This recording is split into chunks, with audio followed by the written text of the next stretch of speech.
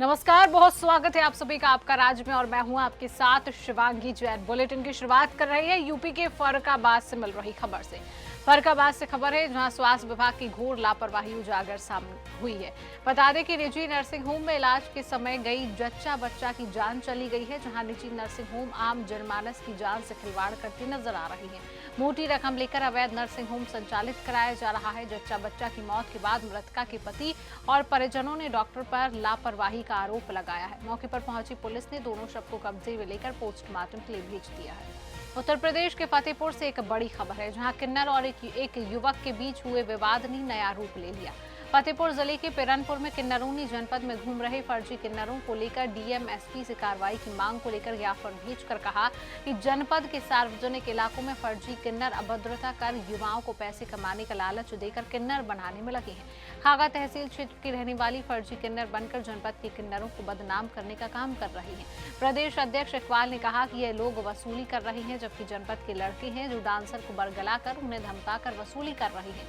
वहीं डांसर ने बताया कि परी नामक किन्नर ने बताया कि युवाओं को पैसे देकर लूटना और किन्नरों को मरवाकर गद्दी हासिल करने के लिए जनपद में क्राइम कर रही हैं। पहले तो सबको मेरा नमस्कार, पूरी जनता को। मैं इकबाल भाई किन्नर समाज प्रदेश अध्यक्ष हूँ। ये बहुत ज़्यादा दुखद बात है हमारे शहर में या हमारे गांवों में। इतनी दुखद बात है कि कभी ज़िंदगी में ऐसा नहीं हुआ है। अब ये नए नए डांसर लोग जो डांसरी करते हैं, जो क्या बोलते हैं नौटंकी में नाचते हैं, जो क्या बोलते हैं और कहीं जाते हैं रोड मांगने लगते हैं, कभी इनकी कोई वो नहीं है, छवि नहीं है कि ये कौन है। ये सिर्फ लड़के हैं, बिग लगा लेते हैं, लिपस्टिक लगा लेते हैं। कोई तो अपना सेक्स चेंज करवा के आते हैं, कहाँ से आते हैं नहीं आते ये यही जाने। तो ये ऐसी घटना करते हैं तो हमारे शहर में बहुत दुखद बात है। देखिए अभी कल की बात है, देखिए वहाँ अटल बिहारी वाजपेयी वो है पार्क है, पार्क में ऐसी घटना हुई। जो वो मेरा जजमान है पक्के तालाब का लड़का, वो अभी भी वहाँ भर्ती हुई है। हमें तो बहुत शर्मनाक और मुझे बहुत दुख है हमारे किन्नर समाज को। इसको गवर्नमेंट या शासन या प्रशासन या मेरे जितने मेरे ऊपर से नीचे तक के हैं शासन प्रशासन में, मेरे एसपी साहब, मेरे डीएम साहब, मेरे और भी जो हैं थानेदार जो भी हैं, इसमें वो इस केस को देखें और इसकी सच्चाई निकालें और सच्चाई निकाल के उनको दोषी ठहरावें। और नहीं किन्नर समाज की बहुत बड़ी क्या बोलते हैं छवि खराब होती है। तो नए युवक भी इसमें प्रभावित कर रहे हैं।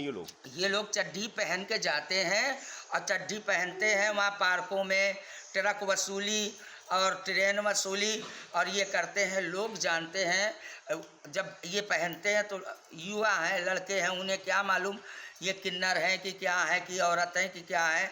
उनको प्रभावित करके फिर उनको अपना यार बनाते हैं, उनसे कुछ दिन ताल्लुकात रखते हैं, फिर उनको छोड़ देते हैं। नए नए जो डांसर उपजे हैं उनको ये धमकाते हैं कि ये पहनो, ये करो, किन्नर समाजों की ये छवि को खराब करो। फिर हम यहाँ शहर के अंदर अपना लिंग परिवर्तन करा के आके शहर में मांगेंगे, शहर में खाएंगे। और किन्नरों को जो यहाँ गद्दी नसीन है, हम हैं, हमारे गुरु भी हैं, हमारे चेले भी हैं और लोग हैं, तो उनको खराब करने की छवि है इनकी। वैसे ये होना न चाहिए। शासन और प्रशासन से ये मेरी गुहार है। मैं ये गुहार लगाती हूँ कि मैं किन्नर समाज से इतना ज़माना गुजर गया, कभी ऐसा नहीं हुआ। आज ये नए नए लड़के अपना लिंग परिवर्तन करा के आते हैं तो इसमें डीएम साहब को भी, इसमें हमारे एसपी साहब को भी, इसमें हमारे कोतवाल साहब को भी, इसमें हमारे दुबे जी को भी, जितने भी हैं सबको इसमें ऑब्जेक्शन करना चाहिए, उन्हें पकड़ाना चाहिए कि ये क्या है क्या नहीं है। नहीं, ये तो सर कि परी ने हमारे पास फ़ोन किया था कि उसका चेला पार्क में रील बना रहा था, तो उसके ऊपर 2-3 लोगों ने हमला किया। ठीक, उसने हमसे वैसा कहा। और हम प्रोग्राम में जा रहे थे तो हमने कहा कि ठीक गुरु, हम जाकर देखेंगे क्या बात हो गई वहाँ पे। तो हम स्कूटी खड़ी करके वहाँ पर मामला देखने लगे। वो आया, हमसे रोने लगा। हमें ये भी नहीं पता था कि क्या वहाँ पर हुआ, क्या नहीं हुआ। बस आवेश में आके हमने गलती से उसके ऊपर हाथ छोड़ दिया था, उस लड़के के ऊपर, जिससे पब्लिक ने उसको मारने लगी, पब्लिक। और सर ये लोग जो है ट्रांसपेरेंस करवाते हैं और हमसे कहते हैं कि तुम्हारा भी ट्रांसपेरेंस करवा देंगे, दिल्ली चलो, मुंबई चलो हमारे साथ में। और परी ने अपना ट्रांसपेरेंस ऊपर करवा रखा है। जैसे कहीं लड़ाई होती है तो वैसे ऊपर से नंगे हो जाते हैं ये लोग, और नीचे से नहीं होते हैं, क्योंकि ये लोग ऊपर की सर्जरी करवा रखे हैं। हमसे कहते हैं गलत गलत काम करो, अगर तुम गलत काम नहीं करोगे तो तुमको हम मरवाएंगे। और उसके बाद जो है हम इनके साथ कार्यक्रम में जाते हैं, कहीं भी हमारे साथ कोई भी हादसा ये लोग कर सकते हैं। और नरैनी में सिरा रहती है जो इसकी गुरु है परी की, ये दिल्ली से आई है अपना ट्रांसपेरेंस करवा के और वहीं पे मांगती है। और उसने भी हमको धमकी दे रखा था। और सर हम नए नए कलाकार हैं जो एक प्रोग्राम करते हैं, नौटंकी का प्रोग्राम करते हैं, रामलीला का प्रोग्राम करते हैं, डीजे डांस करते हैं। तो सर हम लोग मजबूर हैं इन लोग से और हम बहुत परेशान हैं। अगर हम इनके खिलाफ़ आवाज़ उठाते तो ये लोग हमें मार भी सकते थे या कुछ भी कर सकते। तो इसी वजह से हम लोगों ने इनके खिलाफ़ आवाज़ नहीं उठाई थी। और ये अभी परी है, ये ट्रांसपेरेंस करवा ली है, नीचे का ऑपरेशन करवाया इसने लखनऊ में या दिल्ली में।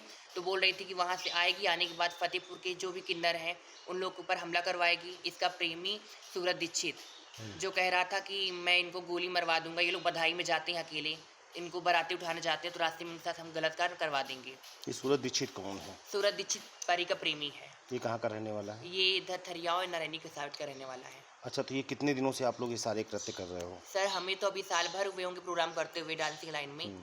तो सर जब हमने स्टार्टिंग किया था तो परी से हमारी मुलाकात हुई थी।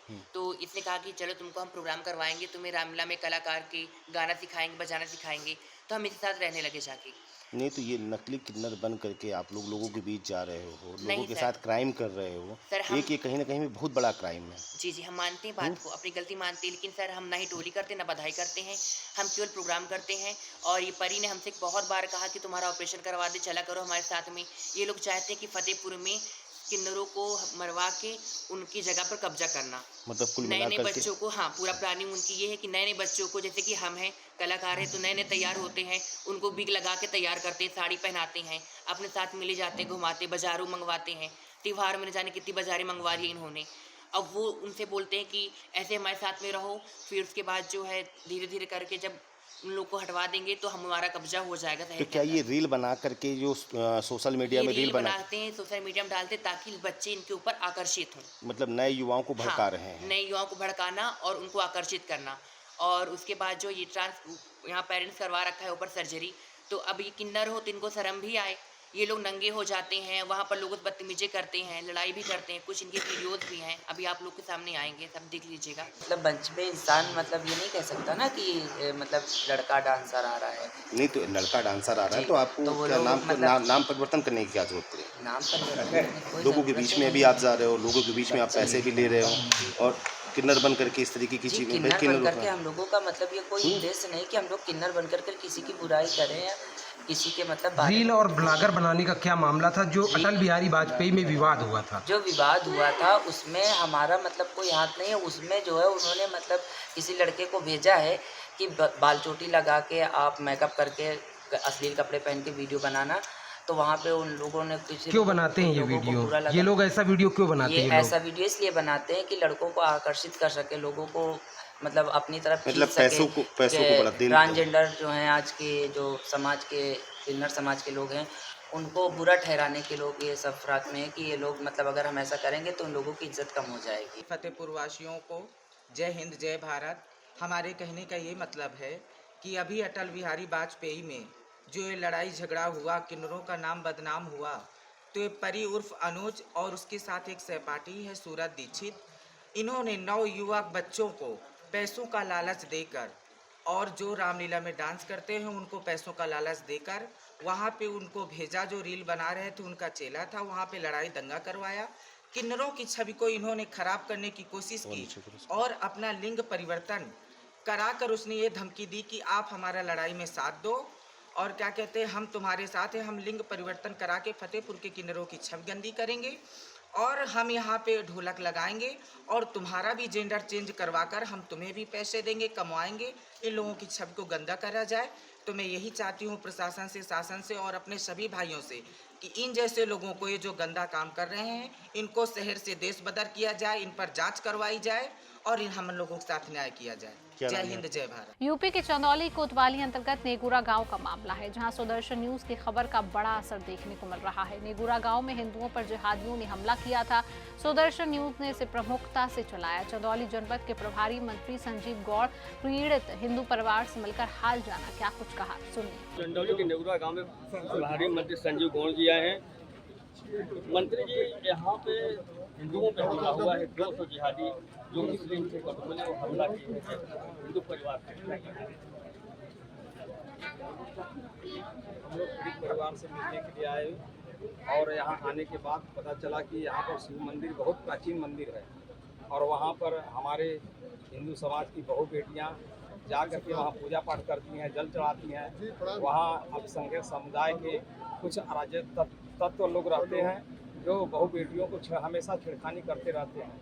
इसी चीज़ को लेकर के दोनों पक्षों में वाद विवाद हुआ और वाद विवाद होने के कारण जो है कि और ऐसा भी पता चला कि अल्पसंख्यक समाज के लोग तो 250 लोग जो हिंदू के घर पर लाठी डंडा पत्थर लेकर के उसके घर पर हमला भी बोल दिए और हम लोग उसी के लिए हम सब आए हुए हैं और निश्चित रूप से पीड़ित परिवार को हम सब न्याय दिलवाएंगे। सुदर्शन न्यूज लगातार इस हिंदू परिवार की खबर चलाता आ रहा है। एक बदरो खां है, वो आज भी खून के बदले खून धमकी दे रहा, खुलेआम घूम रहा है, कभी पेड़ के नीचे, कभी मंदिर के पास। अभी तक उस पर कार्रवाई नहीं हुई। अभी भी आप देखे होंगे वहीं पे था, उस पर ऊपर भी कार्रवाई नहीं हुई, वैसे ही घूम रहा है धमकी देने के बाद भी। जबकि योगी जी की सरकार है, जो सोशल मीडिया पर अनाप शनाप दिख रहा है, खून का बदला खून।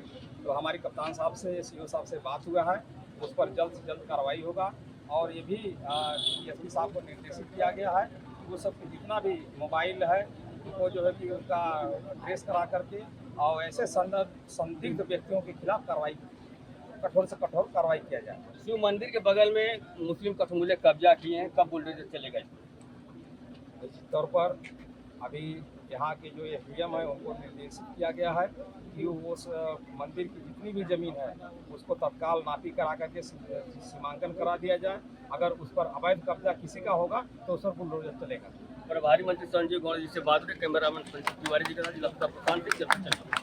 यूपी के मथुरा प्रभारी मंत्री संदीप सिंह ने मथुरा में चल रही योजना की समीक्षा बैठक की है। जनपद मथुरा में प्रदेश सरकार की चल रही विभिन्न योजनाओं की समीक्षा बैठक करने के लिए प्रभारी मंत्री संदीप सिंह मथुरा आए और उन्होंने जिला कलेक्टर सभागार में जिले के सभी अधिकारियों, जनप्रतिनिधियों और विभागों के अधिकारियों के साथ बैठक की। बैठक के बाद उन्होंने कहा कि हमारी कोशिश है कि सरकार के द्वारा जितनी भी योजनाएं आम जनता के लिए चलाई जा रही हैं वह उन तक पहुंचे।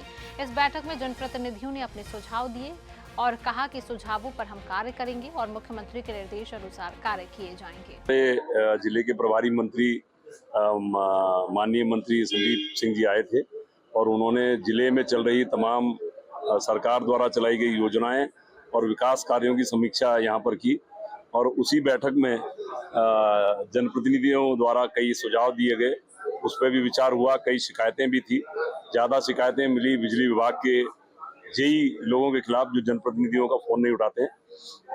तो उनके अधिकारियों ने ये कहा कि जो जेई काम सही नहीं कर रहे हैं, भ्रष्ट हैं, उनके खिलाफ 15 दिन के अंदर कार्रवाई हो जाएगी। मथुरा के सभी जितनी भी सरकार की योजनाएं चल रही हैं, जो अभी जिन पे कार्य चल रहा है और जो पूर्ण भी की जा चुकी हैं, सभी चीज़ों की समीक्षा की गई है। सभी विभागों के द्वारा किए गए कार्यों की समीक्षा की गई है। हम सब लोग सुनिश्चित कर रहे हैं कि जनपद में सरकार के द्वारा जितनी भी योजनाएं चलाई जा रही हैं उनका लाभ हर एक व्यक्ति तक पहुंचे, इसको सुनिश्चित किया गया है। सभी जनप्रतिनिधियों ने भी अपने सुझाव दिए हैं, उनके सभी सुझावों पे हम सब लोग कार्य करेंगे और हर एक जगह जो भी मुख्यमंत्री जी की, माननीय मुख्यमंत्री जी की जो मंशा है कि उसके अनुरूप कार्य हो, इसको हम सब लोग सुनिश्चित करेंगे। आज की बैठक में सभी महत्वपूर्ण बिंदुओं पर चर्चा हुई है। धन्यवाद।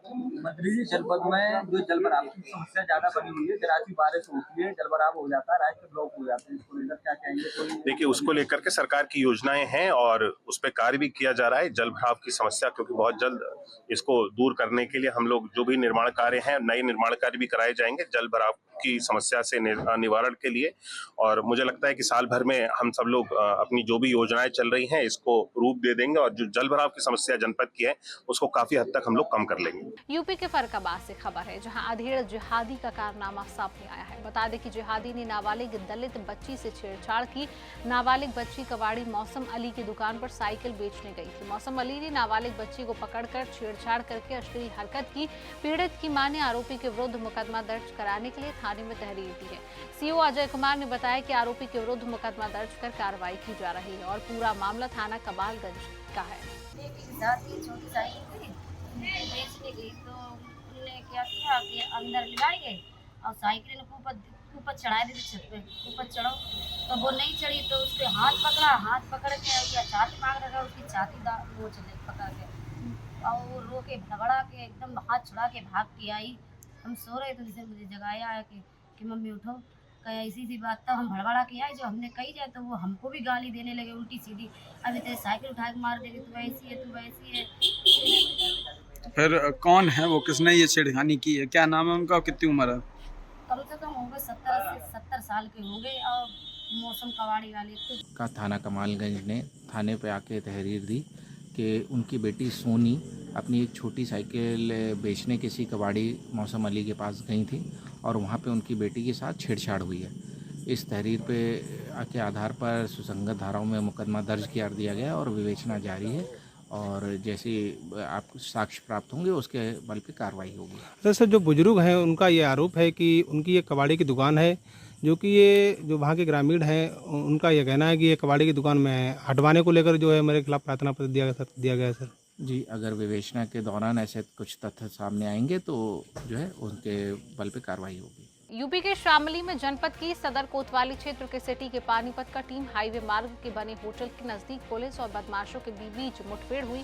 वहीं मुठभेड़ में एक 25,000 का इनामी बदमाश गिरफ्तार हुआ है। पकड़े गए बदमाश से एक देसी तमंचा, जिंदा, कई कारतूस और खोखे भी बरामद हुए हैं।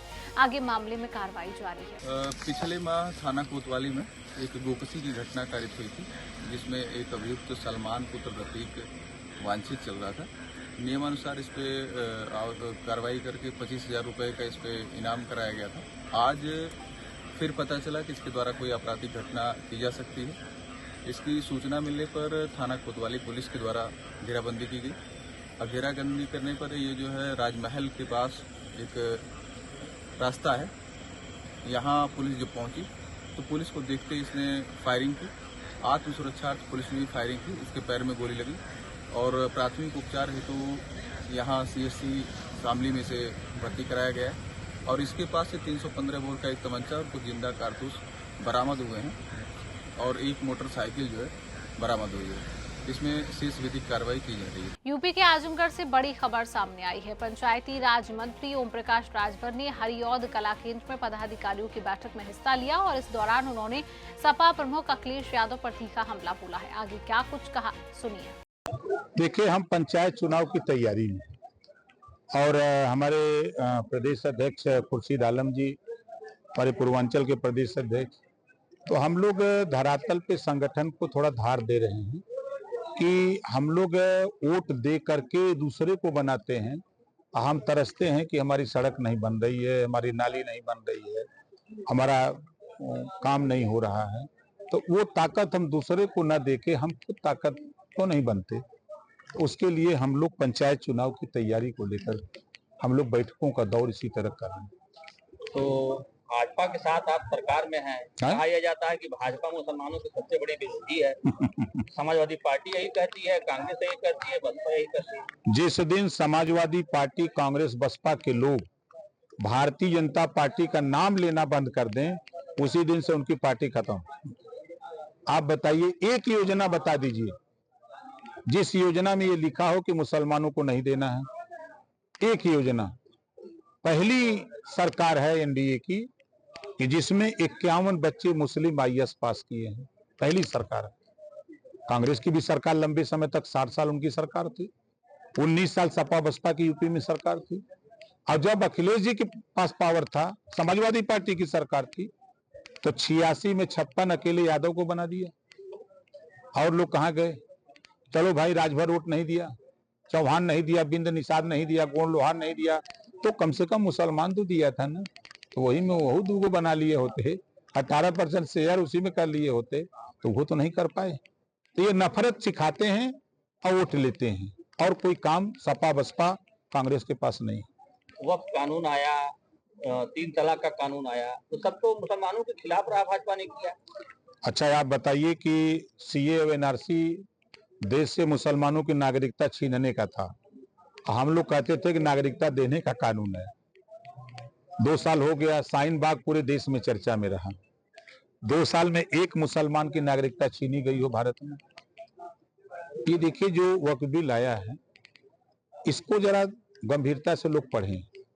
अब तक वक्फ बोर्ड का चेयरमैन मुसलमान, उसके मेंबर मुसलमान।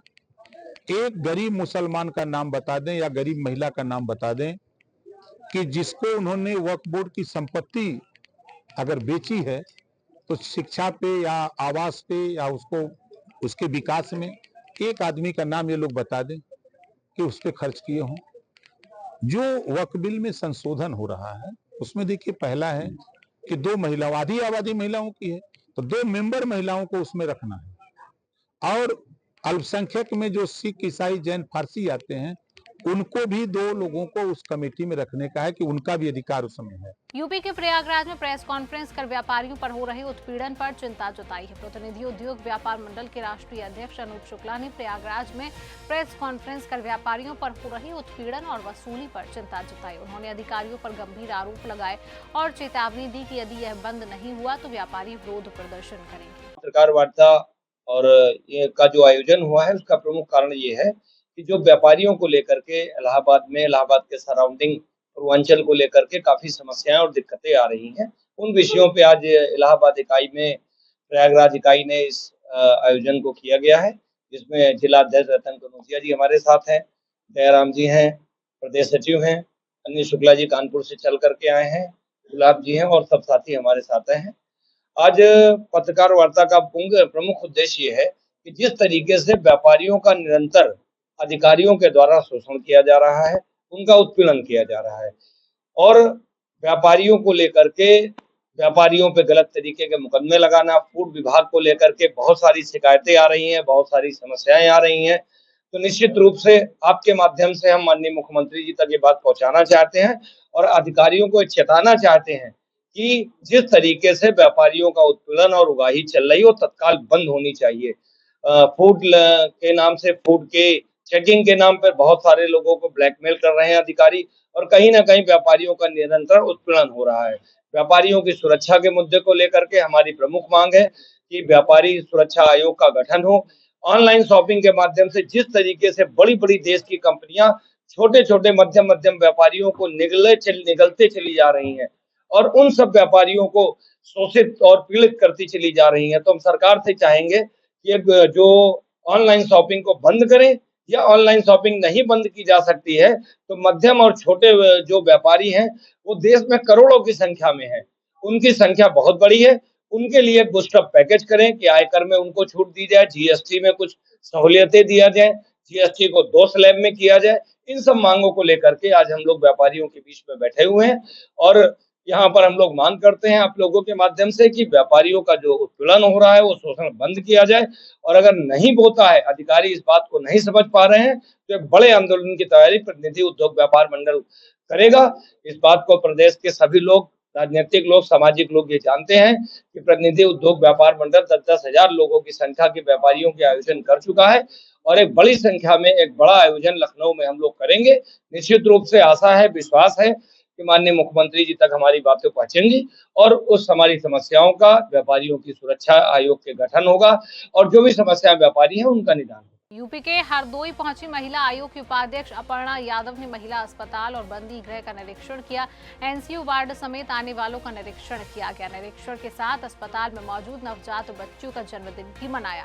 वहीं माता को बेबी किट भेंट कर शुभकामनाएं दी और कहा कि उत्तर प्रदेश सरकार बेटियों की जन्म से लेकर पढ़ाई तक 25,000 रुपए की सहायता राशि प्रदान कर रही है। उत्तर प्रदेश के बस्ती में गन्ना किसानों के सपनों को छलनी करने वाला एक बड़ा आर्थिक अपराध सामने आया है। 27 साल बाद शुरू हुए बस्ती जिले की मुंडेरवा चीनी मिल में गन्ना विकास के नाम पर करीब 12 करोड़ के महा घोटाले का पर्दाफाश हुआ, जिसने पूरे प्रदेश में हड़कंप मचा दिया। और यह सिर्फ पैसों का हेरफेर नहीं बल्कि उन लाखों मेहनतकश किसानों की उम्मीदों पर चोट है जिनके विकास और खुशहाली के लिए यह धनराशि आवंटित की गई थी। मुंडेरवा शुगर मिल को अफसरों ने लूटा, किसानों के नाम पर 12 करोड़ का यह घोटाला सामने आया है। वर्ष 2024-25 में जो ये पेराई सत्र हमारा 25 मार्च को समाप्त हुआ है, इसमें हम लोगों को 27,900 किसानों ने सप्लाई किया है। सभी का जो सप्लाई की गई थी सभी गन्ने का पूरा 100% भुगतान किया जा चुका है। 10 अप्रैल तक ही हमने सारे 100% भुगतान कर दिए थे। और इस बार हम लोगों ने गत वर्ष की तुलना में 23-24 की तुलना में 35,000 कुंटल की अधिक पेराई किया है। पूर्वांचल में थोड़ी सी समस्या इस बात की ज्यादा बताई जाती है कि यहाँ पे कटाई के समय लेबर की प्रॉब्लम होती है, उसकी वजह से गन्ना किसान कभी कभी इससे मुख मोड़ देते हैं। फिर भी हम लोगों ने गन्ना किसानों को प्रोत्साहित करने के लिए और गन्ने की खेती कैसे बढ़े लोगों से बातचीत किया है, सत्र के दौरान भी और सत्र के बाद भी। और जो गन्ना विकास से संबंधित हमारा बजट है उसके तहत हम उनको कुछ दवाइयाँ वगैरह भी देते हैं। केन डेवलपमेंट की स्कीम अब इस समय हमारे गन्ना विभाग द्वारा ही केन डेवलपमेंट किया जा रहा है। नहीं, ऐसा भी ऐसी जानकारी के संबंध में कोई पुख्ता जानकारी मिलेगी तो हम लोग उस पर कार्रवाई करेंगे। 21-22 में जो लक्ष्य था 12,574 था और जो बुवाई हुई थी 12,834 से बढ़ा था। और इसमें 22-23 में जो 22-23 में यही लक्ष्य था 12,334 और इसमें 23-24 में बढ़ के हो गया था 14,079। उसके बाद में ये 24-25 में बढ़ के आ गया 15,937। इस बार संभावना है कि लगभग 16,000 हो जाएगा। उत्पादन लगातार बढ़ रहा है? हाँ, उत्पादन बढ़ रहा है। लेकिन एक जांच रिपोर्ट आई है जिसमें ये कहा गया है कि कंपनी द्वारा 12 करोड़ का फ्रॉड किया गया है, जिसमें ये दिखाया गया कि जो किसानों को जो गन्ना प्रोत्साहन राशि मिलनी थी या उस कंपनी को जो काम करना था वो हुआ नहीं और पैसा निकाल लिया गया। उस संबंध में चीनी मिल के जीएम भी बेहतर बता पाएंगे क्योंकि मुझे उस संबंध में ना मैं उस समय था और ना ही उस संबंध में मुझे जानकारी है। असल में ये है कि जब से नई शुगर फैक्ट्री बनी तो डेवलपमेंट के नाम से करोड़ों रुपया बीज के नाम पर या गन्ना उत्पादन के नाम पर किसानों के नाम से ले लिया गया और क्षेत्र में किसी भी किसान को ना तो उसके बुआई में कोई सुविधा दी गई, ना उसको खाद में सुविधा दी गई और ना ही कोई नई प्रजाति के गन्ने का बीज दिया गया। भाई हम तो ये कहते हैं अगर प्रशासन कह रहा किसानों को दिया गया है तो जिस किसान को दिए हैं क्यों ना उसी के गांव पे चल करके उसी से जांच कर लिया जाए, उस क्षेत्र की इंक्वायरी कर लिया जाए कि प्रशासन के लोग झूठ बोल रहे हैं या किसान झूठ बोल रहे हैं। भाई हम लोग की जानकारी में गन्ना विकास के नाम पर हमारे क्षेत्र के किसानों को एक नए की कोई सुविधा नहीं दी गई है। उसमें ठगी कर लेगी क्योंकि देखने में तो ये आया कि जो किसान अपने खेत से गन्ना काट करके बुआई किया था उस गन्ने का भी सर्वे करके उन लोगों ने कह दिया कि डेवलपमेंट के नाम से बुआ दिया गया है। यहाँ तक कि जो ग्रीष्मकालीन गन्ने की बुआई है उसको लोग बसंतकालीन गन्ना दिखा करके उसमें पैसा ले लिए। तो किसान को मिलता तो यहाँ का क्षेत्र का किसान नई प्रजाति के अच्छा गन्ने की बुआई करते इनका डेवलप होता और जब क्षेत्र में गन्ने की उपज ज्यादा होती तो निश्चित तौर से किसानों को लाभ होता और शुगर फैक्ट्री का भी लाभ होता। यूपी के रायबरेली में डीएम की अध्यक्षता में जिला सड़क सुरक्षा समिति की बैठक संपन्न हुई है। जिलाधिकारी हर्षिता माथुर ने जिला सड़क सुरक्षा समिति की बैठक बचत भवन स्थित कलेक्ट्रेट सभागार में की। बैठक में डीएम ने बरगद चौराहे से मामा चौराहा और सिविल लाइन चौराहा सहित सभी चौराहों पर हुए अतिक्रमण हटाने के निर्देश दिए। जिलाधिकारी ने एनएचआई के निर्माणाधीन कार्यों की जानकारी लेते हुए निर्देश दिया।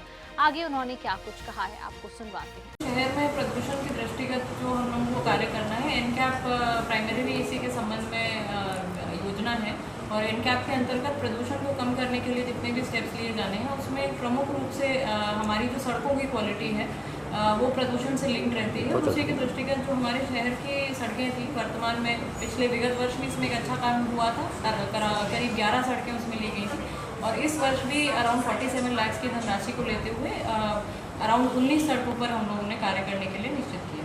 मैम ये कब तक माना जाए कि ये बनना शुरू हो जाएंगी? देखिए समयबद्ध रूप से होगा और जो मौसम के फैक्टर्स हैं उन्हीं सब चीज़ों को देखते हुए, अन्य सभी चीज़ों को देखते हुए उसको जल्द से जल्द निर्माण।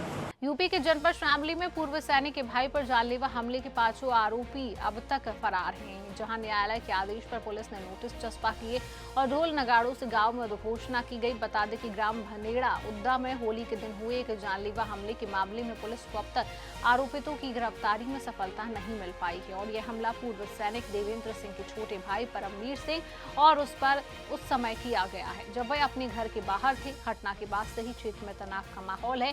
वहीं आरोपितों की गिरफ्तारी न होने से पीड़ित परिवार लगातार भय के साए में जीने को मजबूर है।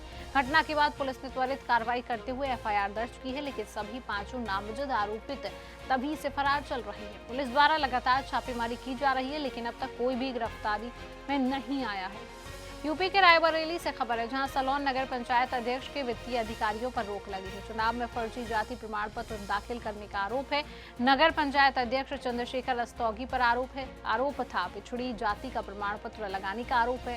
राज्यपाल के आदेश पर नगर पंचायत अध्यक्ष के सभी अधिकार सीज किए गए हैं। 15 दिन के अंदर जवाब देने का चंद्रशेखर रस्तोगी को समय दिया गया।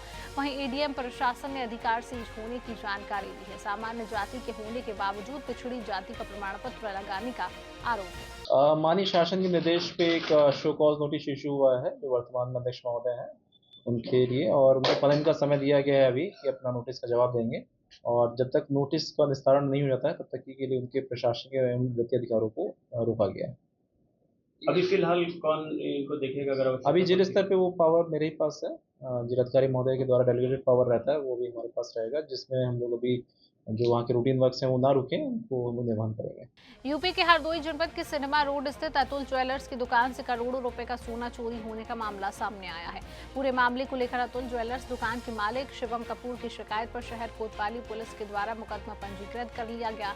मुकदमा पंजीकृत होने के बाद कई टीमों का गठन करके चोरी कांड का खुलासा करने के लिए पुलिस के द्वारा कार्रवाई की जा रही है। पुलिस ने पूरे मामले को लेकर 5वें दिन 4 आरोपियों को हिरासत में लेकर पूछताछ शुरू कर दी है। थाना कोतवाली शहर में एक अतुल ज्वेलर्स की दुकान है, उनके द्वारा तहरीर दी गई थी कि उनके यहाँ काम करने वाले एक बालकृष्ण पांडे हैं, उनके द्वारा ये चोरी घटना कारित की गई है। इस पर तत्काल स्थानीय पुलिस द्वारा मुकदमा पंजीकृत किया गया है। इसमें खुलासे कई टीमों को लगाया गया है। इसमें जल्द ही उस घटना का निवारण किया जाएगा। कुछ बरामदगी, कुछ हिरासत में, कुछ अभी लिए गए हैं, कुछ लोगों से पूछताछ की जा रही है। कितना जो है ज्वेलरी वगैरह चोरी हुई है, क्या प्राथमिक तौर पर एफआईआर में देखिए उन्होंने लिखा है, उसमें उन्होंने कुछ जेवर चोरी करने का आरोप लगाया गया है। बाकी इसमें जांच जारी है, इसमें जो भी चीजें आएंगी आप सबको। यूपी के मेरठ में विकास भवन सभागार में सांसद की अध्यक्षता में जिला विकास समन्वय एवं निगरानी समिति की बैठक संपन्न हुई है, जहां सांसद ने कहा कि केंद्र एवं प्रदेश सरकार द्वारा ग्रामीण एवं शहरी क्षेत्र में संचालित जन कल्याणकारी योजनाओं का लाभ लक्षित लाभार्थियों तक पहुंचाया जाए। और जिलाधिकारी ने कहा कि दिशा बैठक में प्राप्त प्रकरणों पर कार्रवाई करते हुए निस्तारण सुनिश्चित किया जाए। यूपी के फिरोजाबाद में हत्या के अभियोग में वांछित 20-20 हजार के इनामी आरोपियों को पुलिस मुठभेड़ के दौरान गिरफ्तार किया गया। वहीं कब्जे से 2 तमंचा, 315 बोर, 2 खोखा कारतूस एवं 2 जिंदा कारतूस बरामद कर आगे पूरे मामले में पुलिस की कार्रवाई जारी है। टिकरी नगला सिंधी में 25/5/2025 को अरविंद और नितिन की हत्या हुई थी, जिसमें इनके परिजनों के तहरीर के आधार पर उचित धाराओं में अभियोग पंजीकृत किया गया था। उबलाल और उसके लड़कों ने इस घटना को अंजाम दिया था।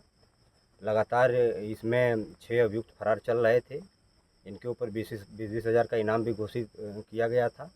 आज सूचना ये मिली कि विपिन और मनीष ये बाधानी गांव के पास छुपे छुपाए घूम रहे हैं। इस सूचना पे नगला सिंधी पुलिस ने यहाँ दबिश दी है। पुलिस को देखते ही इन दोनों ने पुलिस के ऊपर फायरिंग कर दी। आज प्रच्छाद में पुलिस ने भी फायरिंग की है, जिससे इन दोनों के पैर में गोली लगी है। इनको तत्काल ट्रामा सेंटर में भेजा गया है, जहाँ पुलिस अभिरक्षा में इनका इलाज चल रहा है। इनके पास से जो बरामदगी हुई है 2 अवैध तमंचा, 315 बोर, 2 जिंदा और 2 खोखा कारतूस बरामद हुआ है।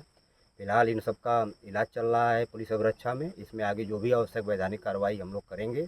इनके ऊपर 20-20 हज़ार का इनाम भी था। जिसमें हम लोग आगे की आवश्यक कार्रवाई करेंगे। यूपी के हरदोई में भाई ने भाई को मौत के घाट उतार दिया। वहीं सिर पर डंडा मारकर भाई ने रिश्तों का ही खून कर दिया। दरअसल पति पत्नी के बीच में विवाद हो रहा था। मामले में पुलिस ने तहरीर के आधार पर मुकदमा पंजीकृत कर लिया। पुलिस ने आरोपी को गिरफ्तार कर लिया है। पूरा मामला बेनीगंज कोतवाली की भगवंतपुर ग्राम सभा का बताया जा रहा है। ग्राम भगवंतपुर थाना बेनीगंज में संतराम यादव अपने पत्नी के साथ झगड़ा कर रहा था, जिसका बीच बचाव करने संतराम यादव के बड़े भाई श्री राम आश्रय यादव पहुंचे। इस पर संतराम द्वारा अपने बड़े भाई श्री राम आश्रय यादव के सर पर डंडा मारकर उनकी हत्या कर दी गई। इस सूचना पर तत्काल पुलिस व फॉरेंसिक टीम मौके पर पहुंची। निरीक्षण घटनास्थल किया गया। शव को कब्जे में लेकर पंचायतनामा की कार्रवाई करते हुए पोस्टमार्टम के लिए भेजा गया। तहरीर प्राप्त कर सुसंगत धाराओं में अभियोग पंजीकृत किया जा रहा है। अभियुक्त संतराम यादव को हिरासत में ले लिया गया है। अन्य आवश्यक वैधानिक कार्रवाई प्रचलित है। असम के सिलचर से खबर है, जहां कछार जिले के काठीगुड़ा में भारत बांग्लादेश सीमा के पास जलालपुर में स्थानीय लोगों ने मंगलवार रात करीब 30 संदिग्ध बांग्लादेशी नागरिकों को 5 ऑटो से आते देखा और जब उनसे अपना परिचय पूछा गया तो उन्होंने सही उत्तर नहीं दिया, जिससे स्थानीय लोगों को उन पर संदेह हुआ। पूछताछ से पता चला है कि वे पहले ही अवैध रूप से भारत में प्रवेश कर चुके थे और विभिन्न राज्यों में मजदूर के रूप में काम कर रहे थे। वहीं कल रात वे एक दलाल की मदद से बांग्लादेश लौटने की कोशिश कर रहे थे। पुलिस घटनास्थल पर पहुंची और उन्हें हिरासत में लेकर पूछताछ शुरू कर दी है और साथ ही दलालों की पहचान के लिए जांच चल रही है। मध्य प्रदेश के धार जिले दसई नगर के नया बाजार में स्थित अति प्राचीन शनि मंदिर में भगवान शनिदेव का जन्मोत्सव बड़े ही हर्षोल्लास के साथ श्रद्धा भक्ति के साथ मनाया गया है। बता दें कि मंगलवार अमावस्या के पावन पर्व पर मंदिर में श्रद्धालुओं की भीड़ उमड़ी है। भक्तों ने तेल की धार से न्याय के देवता शनि का अभिषेक किया है। इस अवसर पर मंदिर में विशेष अभिषेक हवन पूजन कर विश्व शांति की कामना की गई है। आज सूर्यपुत्र शनि जी महाराज की जयंती जन्मोत्सव आज बड़े धूमधाम के साथ नगर में मनाया गया। पूरे नगर वासियों ने मिलकर के आज भगवान शनि को तेल और तिल के द्वारा उनका अभिषेक हुआ। भगवान का अभिषेक होकर उनको प्रसादी धूप दीप नैवेद्य अर्पण किया गया। भगवान शनि की कृपा सबके ऊपर बनी रहे। फिलहाल के लिए इस खास बुलेटिन में इतना ही। देश और दुनिया की तमाम खबरों को जानने के लिए आप देखते रहिए सुदर्शन न्यूज। नमस्कार।